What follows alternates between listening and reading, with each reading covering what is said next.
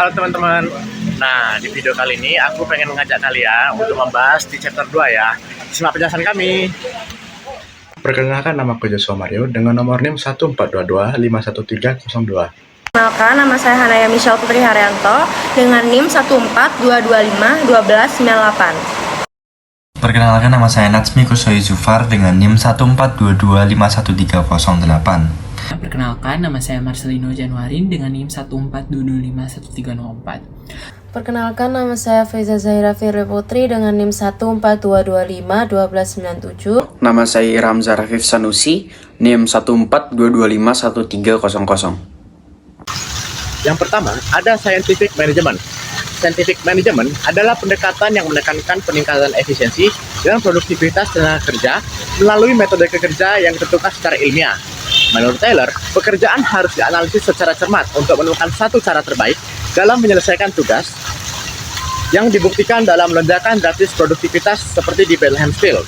Hingga saat ini, prinsip scientific management tetap relevan dan diterapkan dalam industri modern melalui sistem komputerisasi yang mengukur setiap tugas karyawan untuk meminimalkan pemborosan waktu.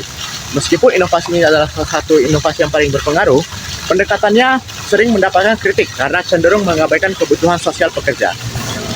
Yang kedua ada organisasi birokrasi.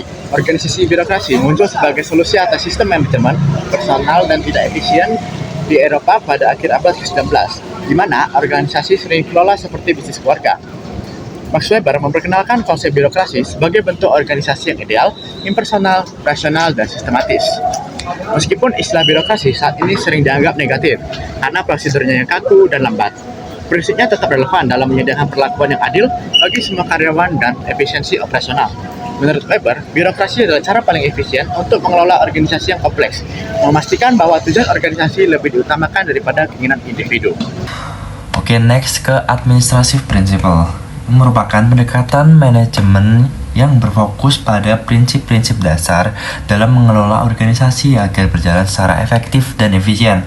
Pendekatan ini dipelopori oleh Henry Fayol yang menjelaskan bahwa manajemen memiliki fungsi utama seperti perencanaan, pengorganisasian, pengarahan, koordinasi, dan pengendalian. Selain itu, Fayol juga memperkenalkan 14 prinsip manajemen seperti pembagian kerja, kesatuan, perintah, disiplin, dan tanggung jawab. Intinya, administrative principle menekankan pentingnya struktur organisasi dan peran manajer dalam mengatur serta mengarahkan agar tujuan organisasi dapat tercapai. Next, ke manajemen science. Pendekatan ini menggunakan metode kuantitatif seperti matematika dan statistik dalam membantu proses pengambilan keputusan.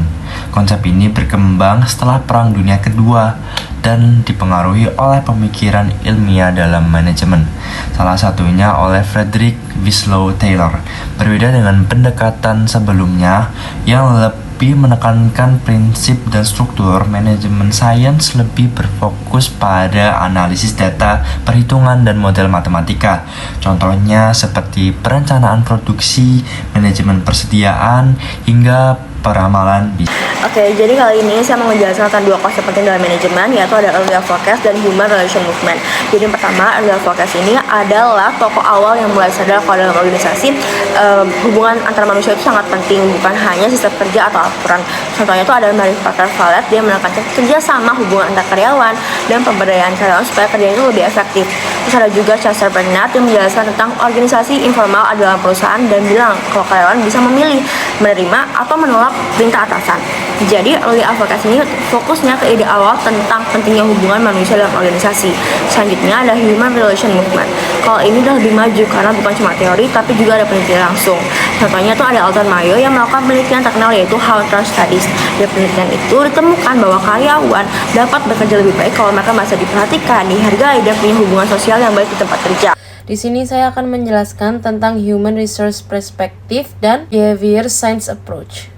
Human Resource Perspective sendiri atau biasa dikenal dengan perspektif sumber daya manusia, awalnya gerakan hubungan manusia ini beranggapan bahwa jika karyawan merasa puas, maka mereka akan bekerja lebih produktif. Kemudian berkembang pandangan yang lebih dalam, yaitu perspektif sumber daya manusia. yang menjelaskan bahwa pekerjaan harus dirancang agar tidak membosankan dan merendahkan, tetapi memungkinkan karyawan untuk menggunakan potensi terbaiknya. Di sini ada dua tokoh penting dalam perspektif ini, yaitu Abraham Maslow dan Douglas MacGregor. Abraham Maslow sendiri mengemukakan teori hierarki kebutuhan, yaitu memulai dari kebutuhan fisik, keamanan, sosial, penghargaan, hingga aktualisasi diri. Ia percaya bahwa manusia termotivasi untuk memenuhi kebutuhan tersebut secara bertahap. Nah, untuk Douglas sendiri mengemukakan teori dengan teori X dan teori Y. Di teori X sendiri menganggap bahwa karyawan tidak suka bekerja, harus diawasi, dipaksa, dan lebih suka diarahkan.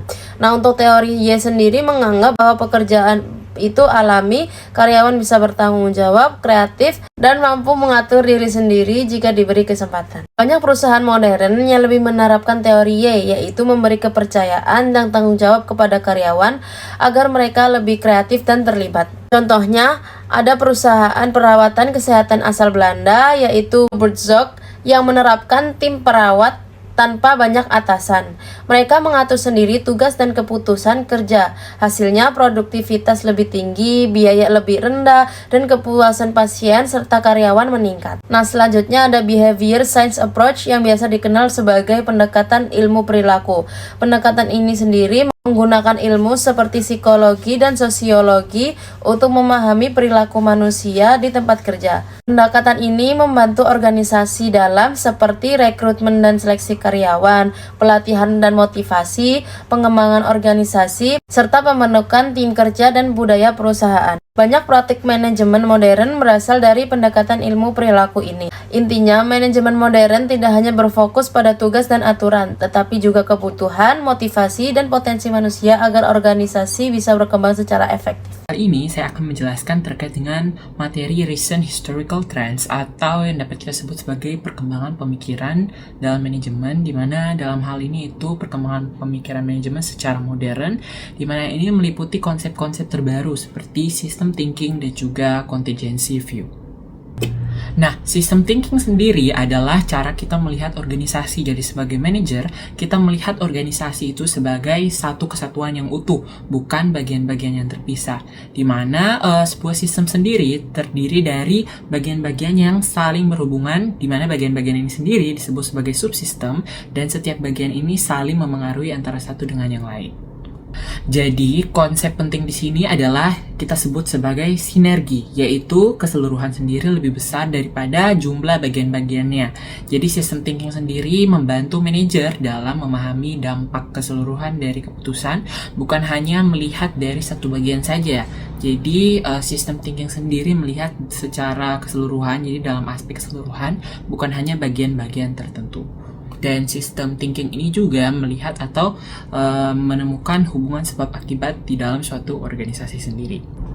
Nah, kita dapat melihat gambaran dari sistem thinking sendiri pada diagram, di mana diagram ini menyajikan dua siklus, yaitu yang pertama ada siklus pertumbuhan, di mana ketika perusahaan meningkatkan iklan, maka budget iklan juga naik, penjualan akan meningkat sebagai akibat dari adanya iklan sendiri, dan juga profit sendiri akan meningkat, dan profit akan digunakan kembali untuk meningkatkan budget iklan, di mana ini disebut dengan reinforcing loop, yaitu sebuah siklus yang memperkuat pertumbuhan. Nah, selain siklus pertumbuhan, ada siklus kedua yang menunjukkan dampak samping atau dampak lain, di mana ketika penjualan meningkat, perusahaan sendiri harus menambah stok dan juga membutuhkan gudang baru, mengalami keterlambatan, merekrut karyawan untuk memenuhi kebutuhan tenaga kerja dalam mengefisiensikan proses produksi, mengefektivitaskan proses produksi, dan akhirnya untuk biaya sendiri akan meningkat, di mana kenaikan biaya ini dapat menurunkan profit sementara. Oleh karena itu, ini disebut dengan balancing hoop, yaitu sisi lain dari atau dampak samping dari siklus pertama tadi.